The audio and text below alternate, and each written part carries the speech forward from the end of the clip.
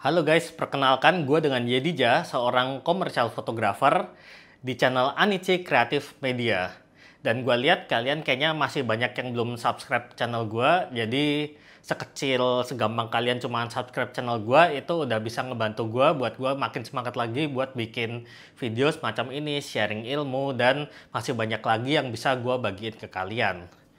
Dan di video yang kali ini, menurut gue ini cocok banget ditonton. Bukan cuman buat orang awam yang lagi mau pilih iPhone, tapi juga cocok untuk fotografer.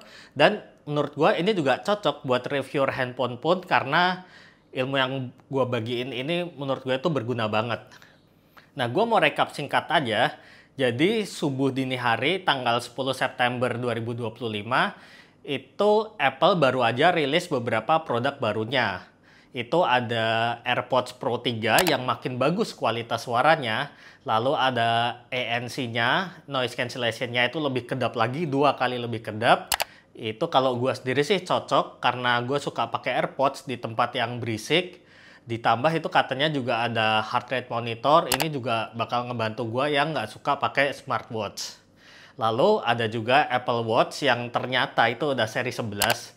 Jadi fun fact dikit, gue itu dulu sempat punya yang seri 6, tapi sejak saat itu gue udah kapok pakai smartwatch karena ya rusak gitu.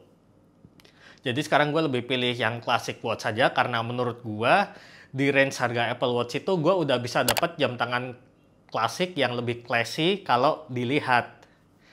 Dan yang terakhir itu Apple ada rilis iPhone 17, iPhone 17 Air, dan iPhone 17 Pro.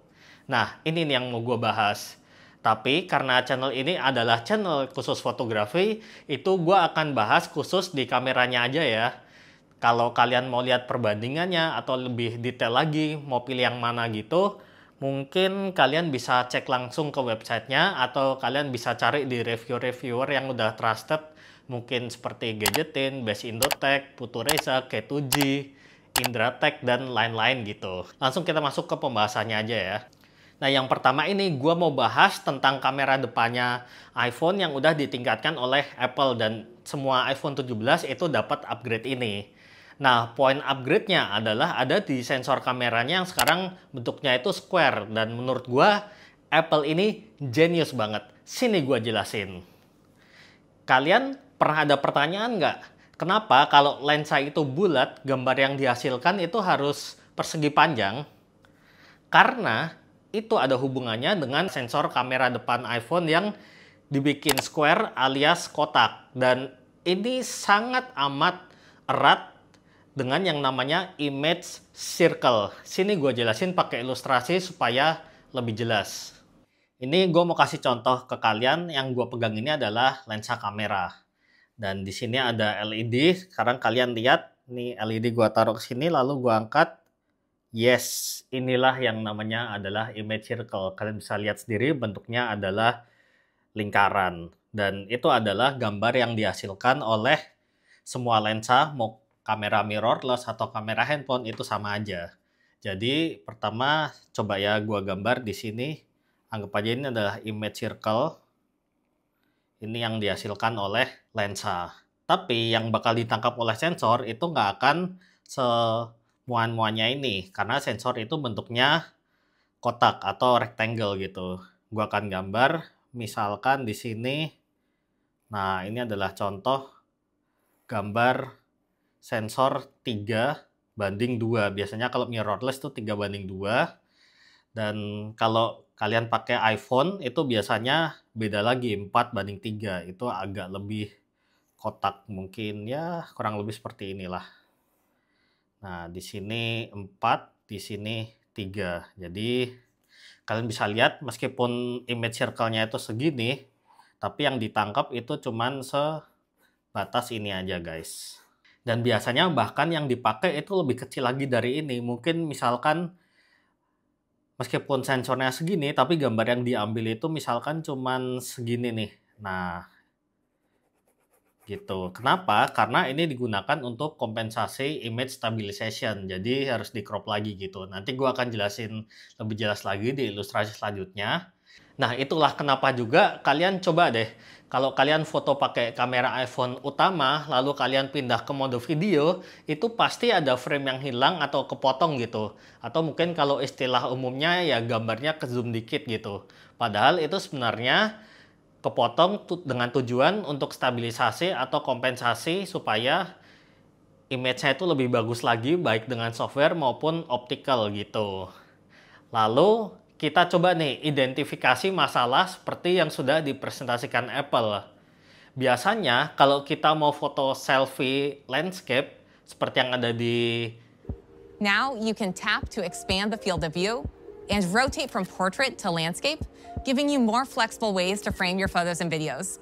presentasi Apple itu, kita itu harus rotate HP-nya ke 90 derajat. Jadi habis gini, kalau mau selfie landscape harus seperti ini. Yang pada intinya, yang kita lakukan itu sebenarnya hanya merotasi sensor supaya mengakomodasi orang yang berjajar supaya bisa masuk ke dalam frame. Nah, ini gue mau kasih ke kalian ilustrasi lagi supaya kalian itu makin jelas. Nah, gue mau kasih contoh foto yang ini guys. Dan ini adalah gambar yang dihasilkan oleh lensa kamera kalian alias image circle seperti yang tadi gue udah contohin itu. Tapi foto yang dihasilin kamera kalian itu kan harus tetap menyesuaikan sensornya. Dan ini adalah sensor yang lama, posisinya seperti ini. Terus misalkan kalian mau motret dia, ini kan kakinya kepotong. Jadi kalau kalian mau kelihatan full body, kalian harus merotate handphone kalian. Itu gue ilustrasikan seperti ini guys. Nah, jadi dengan seperti ini, dia itu jadi nggak kepotong dan kefoto full bodinya. Atau ada cara kedua, yaitu seperti yang dilakukan Apple adalah memperbesar sensor menjadi kotak seperti ini. Nah, ini udah gue kasih warna biru, ini adalah sensor kamera depan iPhone yang baru. Lalu dengan sensor yang baru ini, itu kalian nggak perlu lagi putar kamera 90 derajat. Yang dilakukan adalah dengan menggunakan software, dia hanya perlu merotate. Nah, seperti ini guys. Jadi ini adalah gambar terbaru yang dihasilkan oleh iPhone. Jadi kalian nggak perlu ngerotate dari seperti ini jadi kayak gini lagi. Itu akan menyulitkan dan menurut gua ini jenius banget sih. Dan ini itu ya sebenarnya ada hubungan erat dengan center stage dari kamera depan iPhone. Karena sebenarnya gambar actual yang digunakan itu nggak segede yang warna orange ini guys. Tapi hanya segini. Yang warna merah ini nih. Terus misalkan nih kalau di center stage itu kan kalian bisa pindah-pindah. Misalkan kalian bisa berpindah seperti ini. Nah, dengan kalian berpindah seperti ini, itu actual gambar yang ada di frame itu juga menyesuaikan nih. Nah, dia akan seperti ini. Nah, ini kan kalian jadi di tengah frame lagi kan. Lalu misalkan kalian agak jalan nih ke depan. Nah, seperti ini. Kalian jalan ke depan seperti ini. Itu gambarnya juga akan mengikuti, dia akan mengikuti set, nah ke sini. Yang penting nggak keluar dari sensornya ini ya, karena kalau keluar ya warnanya jadi hitam gitu. Nah, dia akan mengikuti seperti ini. Itulah alasan kenapa gue bilang Apple itu jenius nih. Tapi kenapa sih semua pabrikan kamera itu nggak seperti itu aja gitu? Karena bikin sensor itu production cost-nya mahal guys. Gimana? Udah jelas kan? Lalu yang kedua yaitu fusion kamera. Nah, kalau di lensa ultra wide-nya di iPhone 17 yang biasa itu sekarang udah ada peningkatan, dapat sensor 48 megapiksel juga. Jadi itu sama seperti sensornya iPhone 16 Pro yang sebelumnya. Terus kalau di lensa telenya di iPhone 17 Pro itu dapat kamera yang baru juga. Kalau yang sebelumnya di iPhone 15 Pro dan 16 Pro itu ada 3X dan 5X. Sekarang di iPhone yang 17 Pro itu jadi 4X. Tapi dibuat fusion kamera. Yang berarti megapikselnya udah gede 48. Itu yang mengakibatkan lensa 4X itu bisa jadi 8X. Sama halnya dengan di main kameranya yang lensa 1X itu jadi 2X juga. Terus apa itu fusion kamera? Sebenarnya itu bakal kompleks banget kalau dijelasin karena ini berhubungan dengan imaging pipeline alias ada algoritma khusus yang digunakan Apple untuk bisa mengambil data-data yang diperlukan untuk membuat foto yang bagus. Dan perlu di-note juga, Apple itu menggunakan kata-kata optical quality zoom, yang sebenarnya itu bisa dibilang agak tricky sih. Tapi simpelnya gini, gua jelasin lagi pakai gambar yang tadi ya. Nah, ini gua mau kasih contoh apa yang dimaksud dengan fusion kamera itu. Jadi ini masih gambar yang sama seperti yang tadi. Lalu dengan kamera telenya dari iPhone 17 Pro yang berukuran 48 megapiksel dan memiliki focal length 100 mm, itu kurang lebih gambar yang didapatkan seperti ini. Dan ini bisa dibilang kamera 4x. Lalu untuk kamera yang 8x-nya itu menjadi 12 megapiksel aja, tapi focal length-nya juga nambah dari 100 jadi 200 mm.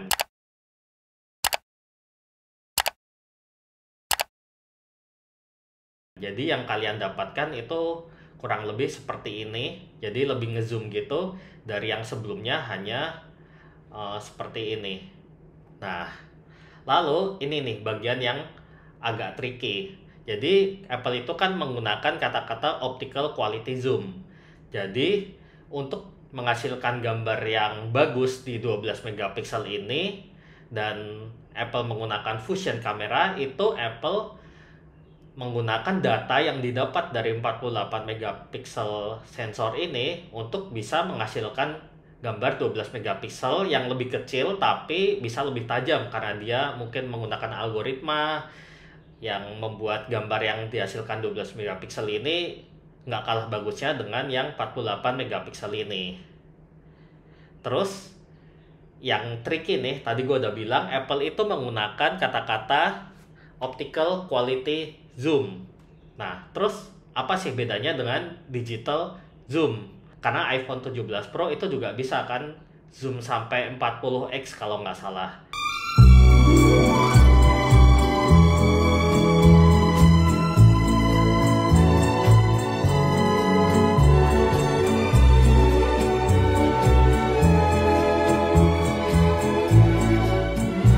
Nah, sini gue jelasin pakai ilustrasi yang sama lagi.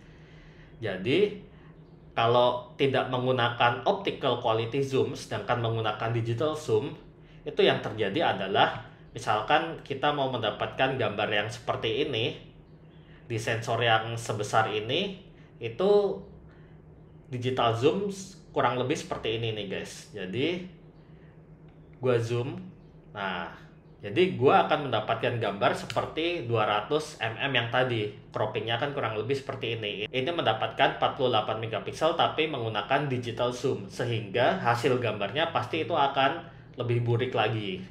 Terus, tadi gua juga udah bilang bisa sampai 40x. Nah, 40x itu yang Apple bilang adalah pure digital zoom.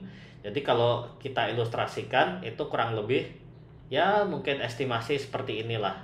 Nah, jadi gambarnya pasti akan jadi lebih jelek karena ini menggunakan digital zoom. Tuh kalian bisa lihat kalau menggunakan digital zoom jadi seperti ini hasilnya. Tuh pecah-pecah seperti itu. Tapi ya setidaknya kita jadi kelihatan nih handphonenya apa lebih jelas seperti itu. Gitu guys. Oke, semoga kalian udah cukup jelas dengan ilustrasi gue itu tadi. Nah, lalu yang ketiga adalah perbedaan focal length nih. Agak aneh gitu. Dan ini perlu di-note, ini gue menemukan satu detail yang mungkin banyak nggak disadari sama orang-orang lain. Jadi ya, kalau di traceback ke iPhone 16 Pro yang menggunakan 5 kali zoom, itu spesifikasi yang ditawarkan oleh 5 kali zoom itu adalah 120 mm. Yang berarti kita itu bisa menghitung focal length kamera utamanya, yaitu 120 dibagi 5 sama dengan 24 mm. Itu adalah seperti yang tertera di spesifikasi juga, dan itu adalah focal length kamera utama iPhone yang 16 Pro itu. Nah, sedangkan di iPhone yang 17 Pro ini, itu kameranya diganti jadi 4x zoom, dan Apple itu menyebutkan 100 mm. Padahal ya, seharusnya kalau 4 kali zoom dari 24 mm itu kan 96 mm kan. Yang berarti mungkin 100 mm itu apa mungkin pembulatan dari 96 mm? Atau justru di 24 mm yang dibulatkan? Ya sebenarnya sih nggak gitu penting sih, karena mungkin kita juga nggak bakal bisa ngerasain perbedaan milimeter yang sedikit itu. Dan itu juga nggak mempengaruhi apa-apa kok kalau kita motret. Mungkin nanti yang udah pegang unitnya itu kalian bisa komen di bawah. Lalu yang keempat yaitu ProRes RAW. Gue itu bukan seorang videographer banget yang memang mendalami ini, tapi ya jelas ini fitur yang sangat-sangat niche market, dan gue yakin di luar sana mungkin ya cuman 1% user lah yang bakal pakai fitur ini gitu, atau ya 5% nyampe kali ya kalau Apple bakal memarketingkan fitur ini terus gitu.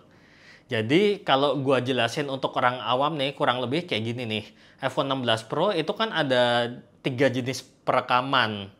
Kalau kalian lihat di settingan itu ada H264, bahasanya kalau di kamera setting itu most compatible. Lalu H265 atau HEVC, bahasanya kalau di kamera setting itu high efficiency. Dan Apple ProRes, dan ini biasanya itu warnanya itu mentah, filenya juga gede banget dan high quality karena nggak terlalu banyak post processing dan algoritmanya gitu. Nah, terus di iPhone 17 Pro ini ketambahan lagi nih yang namanya ProRes RAW, yang artinya itu lebih mentah lagi daripada ProRes biasa. Nah, simpelnya nih, kalau RAW itu berarti gambar yang ditangkap adalah 12 bit. Kalau di iPhone, biasanya kalau di kamera profesional itu RAW-nya 14 bit atau bahkan yang high-end sampai 16 bit. Hasselblad kalau nggak salah. Tapi ya mungkin gue nggak akan bahas dalam banget karena per bit-bitan ini bakal jadi video yang panjang banget sih. Intinya makin banyak bitnya itu berarti warna yang ditangkap itu lebih luas, dan iPhone ini punya 12 bit. Jadi dynamic range-nya antara gelap dan terangnya itu juga lebih luas dibanding perekaman biasa yang 8 atau 10 bit itu. Nah, ini gue kasih tabel perbandingan file size-nya ya, karena gue belum ada nemu di web resmi. Gue ambil estimasi file size dari hasil diskusi gue dengan ChatGPT dan Gemini. Kalian bisa lihat ini adalah contoh perekaman 4K 30 fps di 1 menit ya. Lalu yang kelima, upgrade lensa telefoto. Kalau kita lihat cuman di lensa telefotonya aja nih, terlepas dari berapapun focal length dari kameranya itu, sensor iPhone 17 itu sebenarnya mendapatkan peningkatan yang cukup signifikan dan lebih besar gitu. Gue punya datanya di sini. Buat 17 Pro kali ini, itu ukuran sensornya 1/2,55 inch. Itu lebih besar dibandingkan sebelumnya, 15 dan 16 Pro di 1/3,06 inch. Yang lebih besar lagi jika dibandingkan pendahulunya, 13 atau 14 Pro itu di 1/3,4 inch. Dan itu signifikansinya besar sekali ke hasil akhir, membuat noise yang lebih rendah di low light dan kualitas detailnya itu jadi lebih bagus gitu. Terus kalau buat main kamera dan ultra wide kameranya sih masih sama aja dengan yang 16 Pro itu. Lalu yang keenam yaitu fitur Assist dan Gen Lock. Nah, ini yang paling bakal nggak kepake mungkin buat 99% pengguna iPhone 17 Pro ini. Tapi ya gue akan jelasin sedikit aja buat pengetahuan kalian, karena di panggung sendiri Apple itu menyebutkan ada fitur ini. Yang pertama adalah Assist, itu adalah singkatan dari Academy Color Encoding System. Itu adalah sebuah standar global gitu untuk manajemen warna untuk seluruh proses produksi film dan video. Nah, sistem ini itu diciptakan oleh Academy of Motion Picture Art of Sciences. Itu lembaga yang menyelenggarakan Piala Oscar kalau kalian tahu, untuk mengatasi masalah ketidakkonsistenan warna itu. Jadi mungkin kalian bisa bayangin Assist itu sebagai bahasa universal untuk warna. Jadi kalau dengan fitur atau yang punya standar Assist itu rekaman dari berbagai jenis kamera, misalkan kalian pakai iPhone, drone, lalu kamera sinema profesional, misalkan kayak ARRI atau RED, itu dapat digabungkan dengan mulus dalam proses editing tanpa ada perbedaan warna yang aneh gitu. Jadi semua warna itu akan terlihat konsisten di awal pengambilan gambar, efek visual, sampai akhirnya nanti itu kalian nonton di entah bioskop atau TV gitu. Lalu selain Assist ada lagi yang namanya Gen Lock. Ini juga fitur yang niche banget, itu adalah singkatan dari generator lock. Yaitu kurang lebih itu sebuah sistem yang memaksa semua kamera atau peralatan video itu dalam sebuah sistem itu bisa memulai dan mengakhiri setiap frame video dalam waktu yang bersamaan gitu. Which enables super precise video synchronization. It's particularly useful for content creators and streamers. Whether using multiple cameras or on-screen graphics, Genlock allows for accurate and professional-looking transitions without hours of manual frame-by-frame alignment. Nah, fungsinya apa? Fungsinya itu cuman kepake kalau pertama siaran langsung live broadcast atau multicam. Jadi kalian siaran pakai beberapa iPhone, itu bisa disinkronisasi. Jadi kameranya itu punya time frame yang sama. Lalu yang kedua, itu akan kepake buat produksi video VR. Yang biasanya kan kalau pakai dua kamera itu ibarat satu mata kanan, satu mata kiri, dan sinkronisasi time frame itu penting banget supaya penonton itu nggak pusing gitu.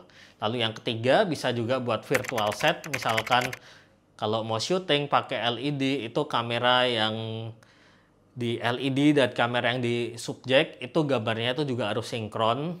Lalu yang keempat, itu seperti yang dicontohin Apple, itu bikin efek bullet time seperti yang ada di videonya Apple itu tuh. When using an array of cameras, Genlock enables advanced filmmaking tools and techniques like time splicing or bullet time, which allows filmmakers to change the audience perspective while freezing time. Genlock is supported via the new Blackmagic Camera Pro Dock, and we have APIs available for others as well. Jadi kesimpulannya, kalian harus beli iPhone yang mana kalau kamera itu adalah salah satu pertimbangan utama kalian. Menurut gua, kalian harus pilih iPhone 17 yang biasa aja. Kalau kalian tuh cuman casual user, content creator, atau streamer, itu udah lebih dari cukup dengan kamera ultra wide dan kamera utamanya yang ditambah dengan 2x-nya itu. Dan percayalah guys, kamera tele itu nggak seberguna itu kok sebenarnya di handphone. Jadi mungkin kalian bisa hemat biaya dan sisanya kalian bisa beliin lampu LED atau mikrofon, itu bakal bikin konten kalian berkali-kali lipat lebih bagus. Lalu kalian pilihlah iPhone 17 Pro atau Pro Max kalau kalian adalah content creator yang benar-benar spesifik nih. Misalkan kalian sering konten buat konser, kalian suka konser, atau kalian bikin fancam idol gitu, atau kalian suka konten di Safari, itu pasti bakal kepake banget lensa telenya. Dan memang pro user yang ngerti tentang video production itu juga bakal kepake manfaatnya. Misalkan iPhone kalian itu kalian sering jadiin buat video backup, itu bakal kepake banget. Dan gue udah ngerasain sendiri karena ada fitur lock, raw, dan lain-lain itu. Dan tentunya buat kalian yang memang ada budget, ya langsung aja beli yang pro, nggak usah mikir terlalu banyak gitu. Kalian nggak akan salah pilih dengan kalian beli iPhone yang versi Pro ini. Selain fiturnya bagus, bodinya juga cakep. Dan yang terakhir, mungkin kalian bisa pilih iPhone 17R, itu kalau ya kalian butuh handphone kedua aja gitu. Dan kalian udah kaya. Gitu sih kurang lebih. Jadi karena udah panjang, jadi thanks yang udah standby sampai akhir di sini. Jangan lupa subscribe channel ini dan bagiin video ini kalau bermanfaat. Gua Yedija, gua undur diri. Thank you. Bye.